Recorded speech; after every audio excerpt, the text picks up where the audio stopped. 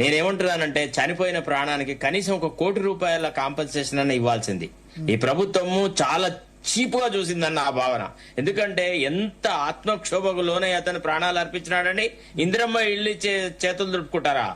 ఇది ప్రభుత్వంకు కార్మికుల పట్ల ఉన్న శ్రద్ధనా? ఇది నేను అంటున్నాను, ట్రేడ్ యూనియన్లు ఖచ్చితంగా డిమాండ్ చేసేది ఉండే కనీసం ₹1,00,00,000 పరిహారం ఆ కుటుంబానికి ఇవ్వాలనేది.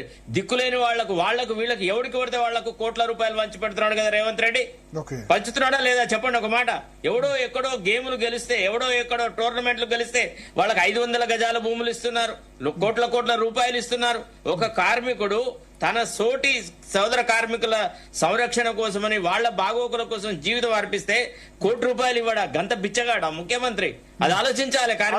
రమారావు గారిని అడుగుదాం, మీరు చెప్పిన పాయింట్. రమారావు గారు సార్ ఒక్క నిమిషం. రమారావు గారు, ఈ 4 ప్రాణాలు కూడా పోకుండా సరే ముగ్గురు ఆత్మహత్యయత్నం చేసుకున్నారు, చాలా క్రిటికల్ కండిషన్ ఉన్నారు. శంకర్ గౌడ్ ప్రాణం పోకుండా లేకపోతే వీళ్ళు ఆత్మహత్యయత్నం చేయకుండా ఇదే 3 రోజుల ముందు ఒప్పుకుంటే అయిపోతుండే.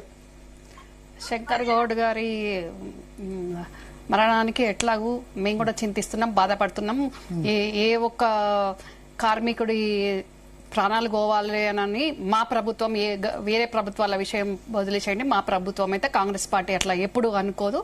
అందుకోసమని వారు క్షణికావేశంగానేండి, ఇందాక వెంకన్న గారు చెప్పినట్టు అక్కడ మా పోలీసులు ప్రదర్శించిన దాన్ని ఏదో ఒక రకంగా ఇబ్బంది జరిగి వారు మనోవేదనకు గురై అలాంటి చర్యకు పూనుకున్నారు. అట్లాంటి పునరావృతం కావద్దు. ఏ కార్మికుడైనా జీవించి కొట్లాడాలి, వాళ్ళ సమస్యల కోసం పరిష్కారం కోసం అని అనుకుంటాం తప్ప గత ప్రభుత్వాల్లాగా 53 రోజులు సమ్మె చేసి 34 మంది చచ్చిపోయి మరి ఇప్పుడు ఏంటి తిరుపతి రెడ్డి గారు అంటున్నారు ఒక్క శంకర్ గౌడ్ గారి గురించే. ఒక్క శంకర్ గౌడ్ గారిదైనా ప్రాణమే కాదని అనట్లేదు, కానీ గత 10 సంవత్సరాల్లో 34 మంది చనిపోతే కూడా వాళ్ళ ప్రాణాలను గుర్తించని వాళ్ళు ఇప్పుడు ఆ పార్టీ నుంచి తిరుపతి రెడ్డి గారు మాట్లాడుతున్నారు. మరి ఇప్పుడు మేము 3 రోజుల్లో చర్చలు సఫలం చేసి ఇప్పుడు జేఏసీ వెంకన్న గారు కానివ్వండి, బాబురావు గారు కానివ్వండి, చర్చలు సఫలమైనయి, ప్రభుత్వం మంచినే చేసింది అని చెప్తున్నారు. ఇప్పుడు శరత్ సార్ అన్నట్టు ₹1,00,00,000 ఇవ్వద్దా అని అంటున్నారు. వాస్తవమే, ₹1,00,00,000 ఇవ్వాలి, కానీ ఒక్కరికే ₹1,00,00,000 కాకుండా కార్మికుల సంక్షేమమే ధ్యేయంగా ఆర్టీసీలో పనిచేసే ఏ కార్మికునికైనా వాళ్ళ ప్రయోజనాలు, వాళ్ళ భవిష్యత్తు ప్రణాళికతోటి వాళ్లకు గత ప్రభుత్వాలు చెయ్యని విధంగా మేము చెయ్యాలనే ఉద్దేశంతో మేము మా ప్రణాళిక ఉంది. అన్ని మీడియా ముందు కూడా చెప్పలేము సార్, మేము భవిష్యత్తులో ఏం చేయబోతాము అనేది. మీరు దయచేసి శరత్ సార్ ఒక ముఖ్యమంత్రిని పట్టుకొని ₹1,00,00,000 ఇవ్వలేని బిచ్చగడ అని దయచేసి అనొద్దు. ఇప్పుడు సార్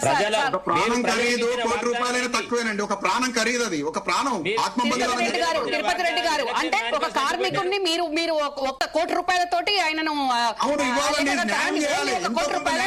ప్రాణం ₹1,00,00,000 అంటే 34 మంది గతంలో చనిపోయింది కదా మీ ప్రభుత్వంలో, మరి 34 కోట్లు మీరు గత లేకుండా మరి ఎన్నో మీరు పెట్టిండ్రు కదా సంక్షేమాలు, ఎన్నో కాళేశ్వరం కట్టిండ్రు కదా కోట్లు పెట్టి, మరి మీరు 34 కోట్లు ఎందుకు ఇవ్వలేదు? మీరు ఇవ్వకుండా మమ్మల్ని అనడం ఎందుకు అర్థం కాదు? మీరు అప్పుడు ఎందుకు ఇవ్వలేదు?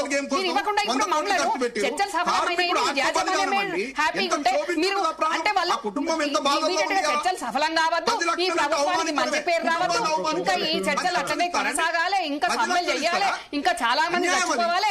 అప్పుడు ఉద్యమ సమయంలో చచ్చిపోయినట్టు ఇప్పుడు కాంగ్రెస్ ప్రభుత్వంలో చచ్చిపోవాలి, అప్పుడు బీఆర్ఎస్ వాళ్ళకి మంచిగుంటది, అందరికి బాగుంటది అన్న మీ ఉద్దేశం. మీరు అప్పుడు ఇయ్యలేని వాళ్ళు ఇప్పుడు చర్చలు సఫలమైనవి అని యాజమాన్యాలు చెప్తుంటే మీరేంటి మీకంటే చూడబుద్ధి కావట్లేదా? తిరుపతి రెడ్డి గారు బీఆర్ఎస్ పార్టీ అంటే ఇమీడియట్ గా ఒక్కరు కాదు ఒక 50 మంది చచ్చిపోతే మీకు మంచిగా ఉండేదేమో. ఏం మాట్లాడుతున్నారు మరి మీరు?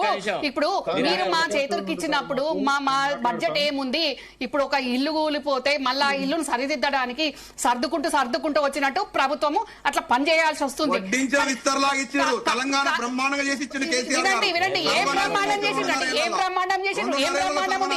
జీతాలు ఇవ్వలేస్తున్నాము మేము, ఎంప్లాయీస్ అందరికి ఫస్ట్ రోజు ఇస్తున్నాము. గతంలో మీ ప్రభుత్వం 3వ వారం వచ్చే వరకు జీతాలు దిక్కులేని పరిస్థితి. ఇప్పుడు ₹1,00,00,000 ఇవ్వాలని మాట్లాడుతున్నాం.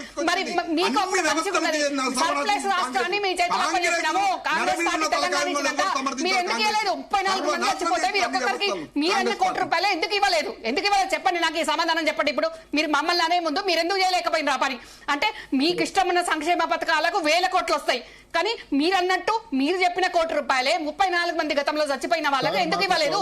ఇప్పుడు మా ప్రభుత్వము ఇప్పుడు చర్చలు సక్సెస్ అయిన దానికి ప్రభుత్వానికి మంచి పేరు వస్తున్నందుకు ఇంకెంతో మంది కార్మికులు చచ్చిపోవాలి అన్నట్టు మీ ఉద్దేశం కనబడతా ఉంది తప్ప వేరే ఏం లేదు. తిరుపతి రెడ్డి గారు, ఏ పార్టీ మంచి చేసినా అప్రిషియేట్ చేయాలి, ప్రజలు మంచిగా ఉండాలనుకోవాలి, చర్చలు సఫలమైనందుకు సంతోషించాలి.